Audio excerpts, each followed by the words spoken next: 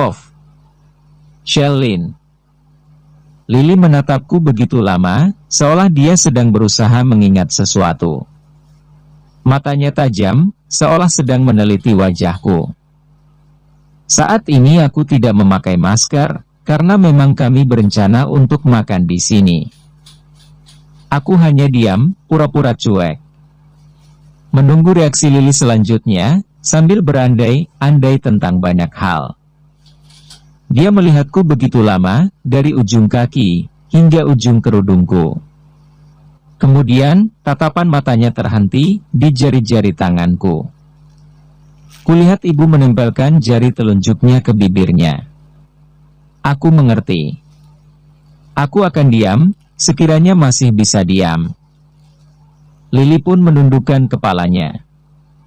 Ada hal yang begitu menarik tatap matanya, mungkin. Tangannya maju, menyentuh cincin yang kupakai. Namun aku segera menarik tanganku.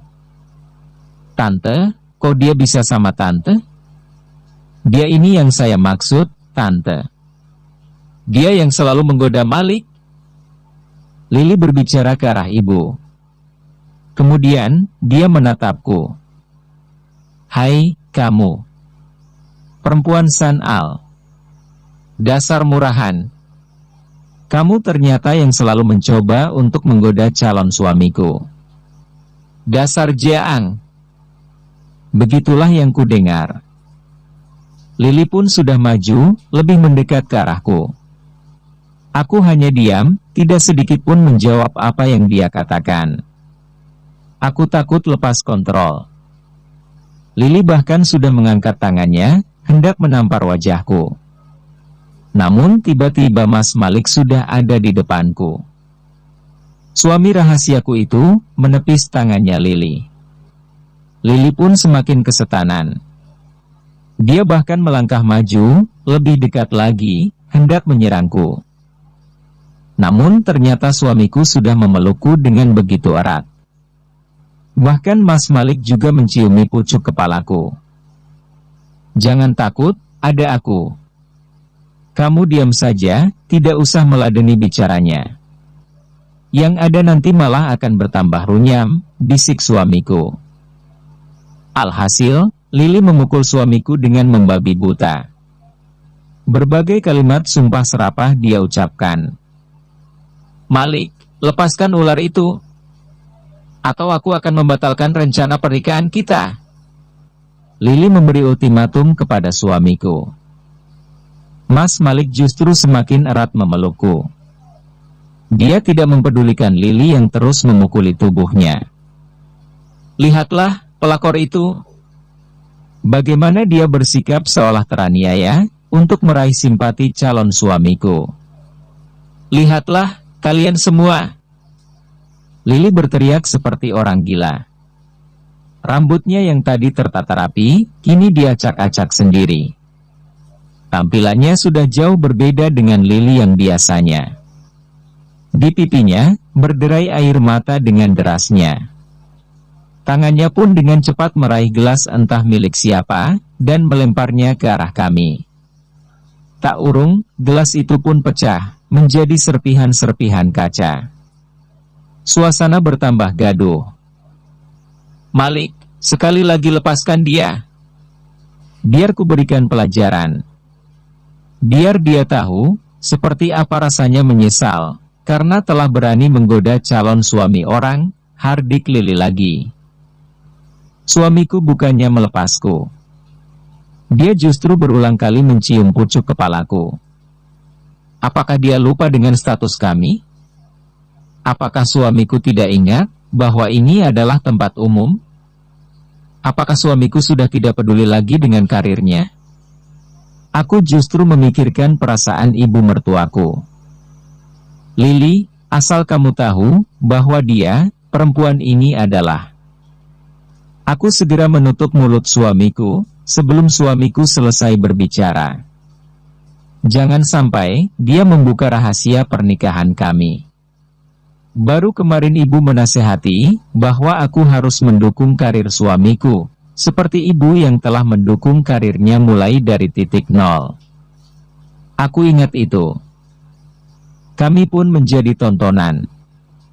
Bahkan banyak di antara mereka yang mengabadikan momen langka ini dengan kamera ponsel mereka. Di antara teman-teman suamiku, sama sekali tidak ada yang ikut campur. Mungkin mereka justru menikmati tontonan gratis, yang lebih greget dari sekedar sinetron yang mereka kerjakan. Tante, lihatlah anak tante, yang katanya tidak boleh berpacaran. Bahkan dia berani memeluk wanita murahan itu. Di sini, di depan semua orang. Mereka tidak tahu malu tante. Tolong Lili, tante. Pisahkan mereka. Lili berteriak kepada ibu. Ibu tampak syok menyaksikan semua itu. Beliau hanya duduk mematung tidak bergerak. Matanya menatap kami dengan masyghul. Ibu mengusap wajahnya dengan pelan. Wajahnya menyiratkan rasa ketidaknyamanan. Aku melepaskan diriku dari pelukan suamiku. Semoga saja karir suamiku akan baik-baik saja setelah kejadian ini. Aku berjalan ke arah ibu, berniat untuk mengajaknya pulang. Namun Lili kembali mendekatiku. Lagi-lagi, tangannya hendak menampar pipiku. Aku sudah hilang kesabaran. Sebelum tangannya berhasil menyentuhku, aku sudah menangkap pergelangan tangannya, dan kemudian memelintirnya. Hingga tangannya yang putih dan mulus itu, berwarna kemerahan. Berani kamu menyentuhku, kupatahkan tanganmu. Aku mengancamnya, dengan senyum seringaiku. Aku segera menuntun ibu untuk pulang. Mas Malik pun menyusulku. Lili berteriak-teriak, memanggil nama suamiku. Kulihat suamiku masuk ke mobilnya, dan Lili berlari mengikutinya. Namun dengan cepat, suamiku segera masuk, dan kemudian membanting pintunya dengan keras. Hingga Lili terlonjak, karena kaget. Lili pun berlari ke arah mobilku. Dia merengek-rengek di jendela, di samping ibu mertuaku. Namun ibu justru memalingkan wajahnya, kemudian menutup kaca mobilnya. Aku pun mengeluarkan mobilku dari tempat parkir ini, diiringi oleh mobil suamiku yang mengekor di belakang mobilku. Ibu, Shelin minta maaf. Semua gara-gara Shelin. Sekali lagi, maaf. Tidak terasa air mataku meleleh, membasahi pipiku. Aku tidak bisa membayangkan bagaimana kecewanya hati ibu, jika nanti karir anaknya hancur sehancur-hancurnya, hanya karena keberadaanku. Aku tidak bisa membayangkan, berapa nominal denda yang harus dibayar oleh suamiku, nantinya. Sudahlah, bukan kamu yang salah. Semua sudah terjadi. Ibu menjawab dengan lirih. Wajahnya menyiratkan keputusasaan. Aku semakin merasa tidak enak. Kami menyusuri jalanan dengan saling diam. Hening, tanpa ada yang mulai pembicaraan. Hingga sampai di rumah pun, ibu masih diam. Beliau masuk begitu saja ke kamarnya. Mas Malik yang berjalan di belakangku, mungkin menyadari perubahan sikap ibu. Mas Malik segera merangkul pundakku. Jangan terlalu dipikirkan, ibu hanya sedang butuh waktu untuk menyendiri. Tidak lama, beliau akan kembali lagi seperti semula. Aku yakin, itu. Kamu tidak usah khawatir. Aku mengenal betul, bagaimana ibuku. Beliau begitu menyayangimu, ucap suamiku. Dia berusaha menghiburku, sepertinya. Namun dia sendiri juga terlihat kalut. Aku segera merebahkan tubuhku di ranjang. Begitupun dengan suamiku. Namun kali ini ada yang berbeda dari biasanya. Tidak ada canda dan tawa. Tidak ada senyum, tidak ada rayuan. Kami diam menatap langit-langit.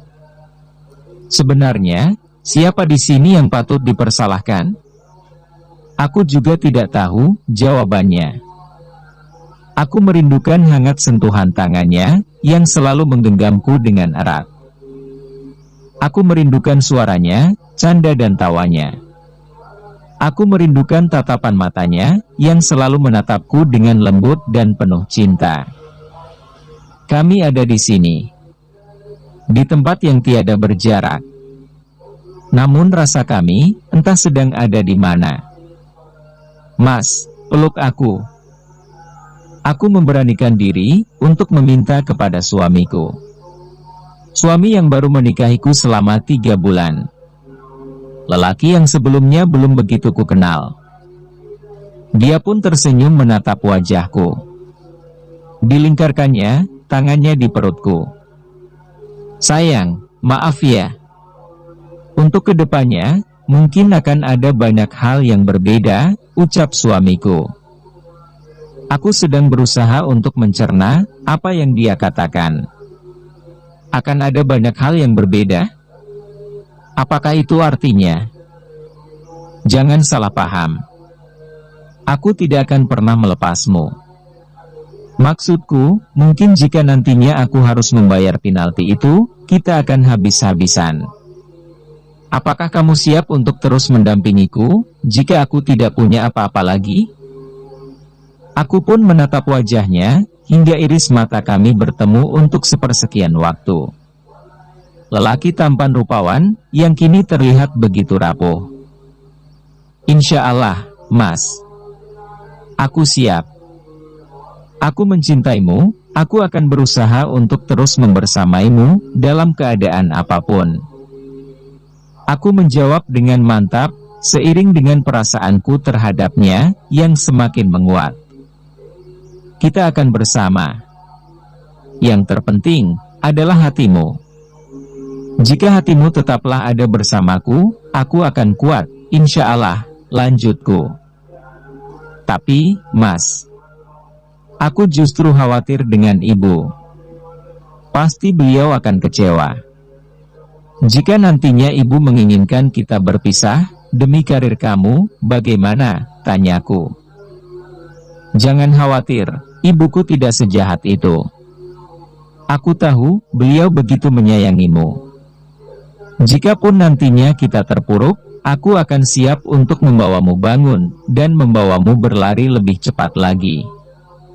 Yang terpenting, saat aku jatuh, jangan tinggalkan aku. Tetaplah bersamaku. Meski mungkin ada beberapa waktu di mana kita tidak akan memiliki apa-apa. Suamiku memajukan wajahnya, mendaratkan bibirnya di keningku dengan begitu dalam. Aku merasakan benar bahwa cintanya bukanlah mainan. Oh, iya. Bahkan ibu belum makan dari tadi.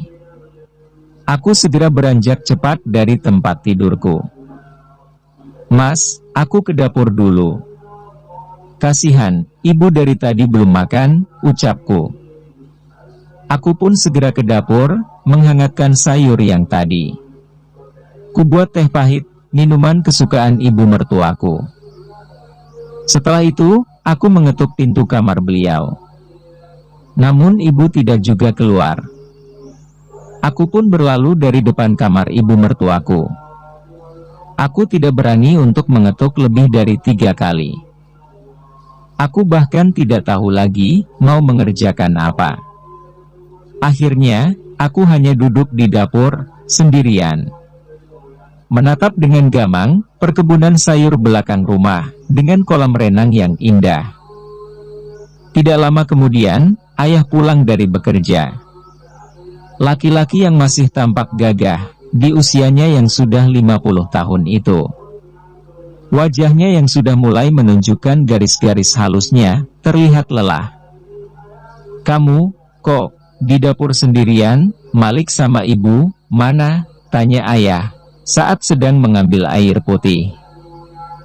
Aku pun menceritakan semuanya. Ayah tampak terhenyak, mendengar ceritaku. Itulah, kenapa aku dulu tidak begitu suka, ketika Malik terjun ke dunia hiburan. Namun anak itu ngil. Kalau sudah seperti ini, mau bagaimana? Ijazah juga cuma SMA.